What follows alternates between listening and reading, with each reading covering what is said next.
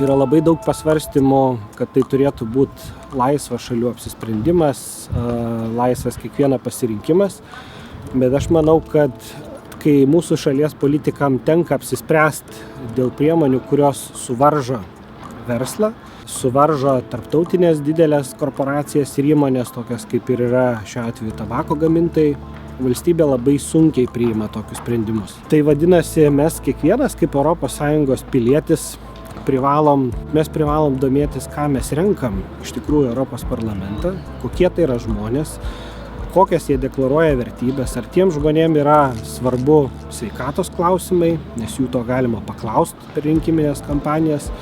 Ir iš tikrųjų tą apsisprendimą reikėtų priimti sąmoningai.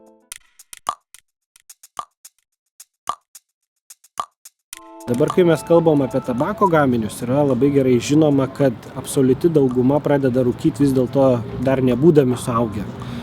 Tai Europos Sąjungoje beveik 90% žmonių pradeda rūkyti iki 25 metų ir apie 70% iki 18 metų. Tai reiškia, jie sprendimą padaro dar realiai nesuvokdami, ką iš tikrųjų renkasi. Dabar jeigu mes kalbam apie vaikai paprastai sveikatos pasekmių nesupranta, jie yra pakankamai agresyviai veikiami tų pačių tabako gamintojų rinkodaros ir direktyvos tikslas ir buvo pirmiausiai saugoti vaikus ir jaunimą.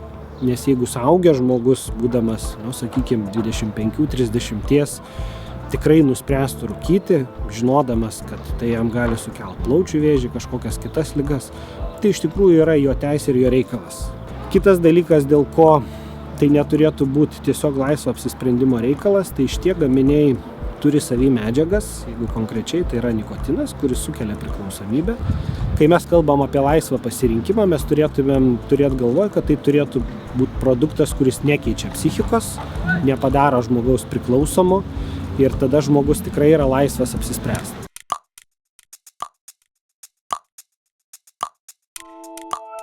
Iš tikrųjų, labai teisingai paminimas ir paskutinis kainų šuolis Lietuvoje, kuris iš dalies galėjo būti susijęs su nelegalios rinkos ūgtelėjimu, bet ką mes turim suprasti, jauni žmonės tų nelegalių produktų praktiškai nevartoja, nes tai nėra kieta, tai nėra madinga, tai nėra populiaru ir jauni žmonės paprastai pradeda nuo tų populiariausių rūšių, nuo tų, kurios yra labiausiai reklamuojamos.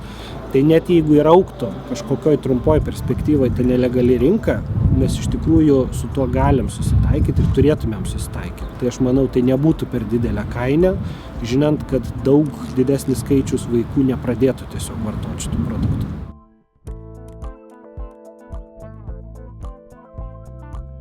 Iš tikrųjų, dėl visiško tabako gaminių draudimo jau kalba ne viena šalis. Ir Suomija jau tą yra oficialiai rašiusi savo valstybės strateginius dokumentus ir jie mini datą 2040 metai. Reiškia, visa šalis dės visas įmanomas pastangas, kad tiek smarkiai sumažintų vartojimą gyventojų, kad jų tiek liktų mažai vartojančių šitos gaminius, kad tą būtų galima tiesiog uždrausti, taip kaip yra draudžiamas kitos nelegalios medžiagos. Nes jeigu vartotojų skaičius yra pakankamai didelis, tada draudimas, jis tiesiog neįvyksta, jo neįmanoma yra įgyvendinti, žmonės tada tikrai pradeda pirkti nelegalius produktus ir panašiai. Tai labai gali būti, jeigu tendencijos Europoje liks tokios, kokios yra dabar, kad mažėja vartotojų, matyt, kad tai yra tik laiko klausimas, kada šito produkto tiesiog nebereiks.